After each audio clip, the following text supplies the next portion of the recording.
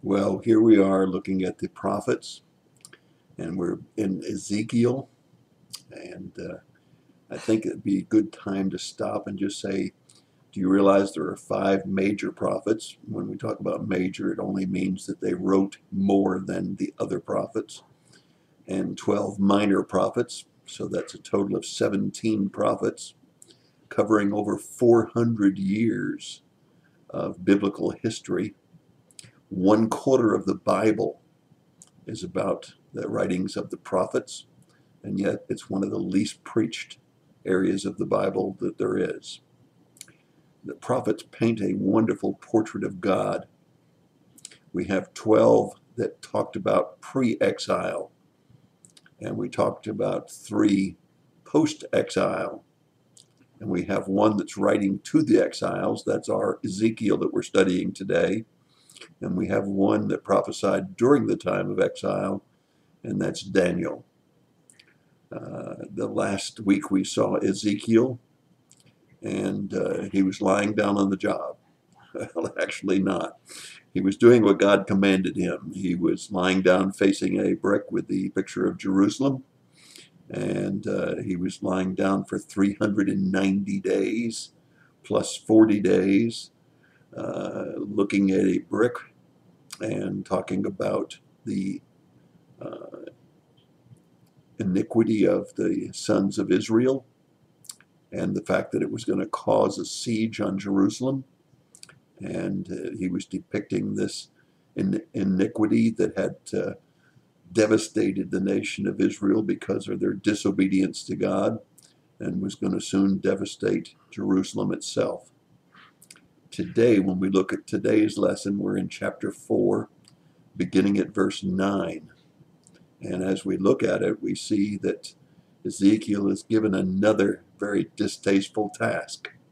While he's lying on his side, left and right, he is also to eat.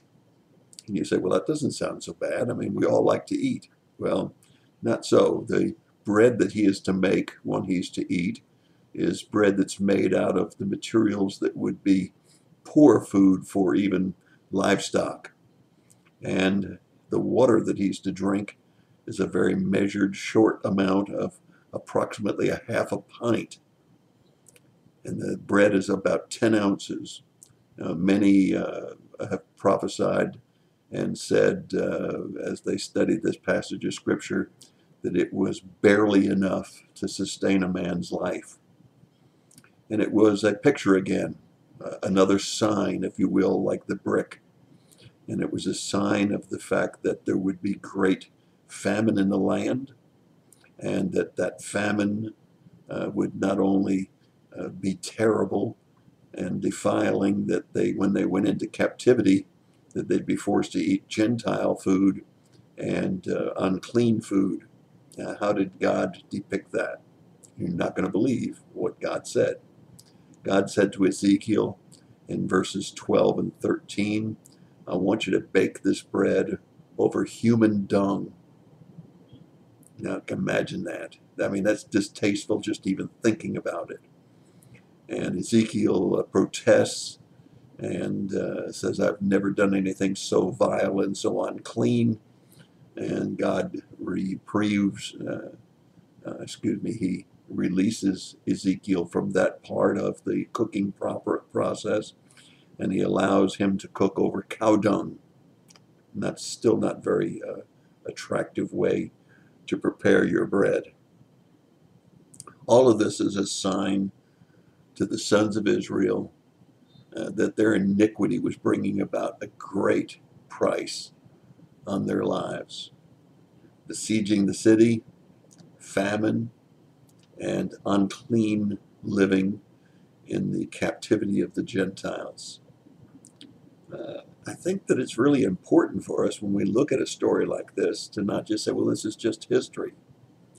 I think you need to look at this portrait of God and say, God is not going to stand by idly forever while we abort babies, while we call evil good and good evil, and while we continue to take God out of everything in our society. We have to understand that the nation of Israel had iniquity for the equivalent of 390 years. How old is America today? Well, we remember, most of us can remember celebrating our 200th birthday.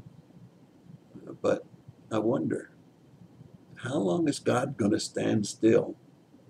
How long is he going to put up with our iniquity?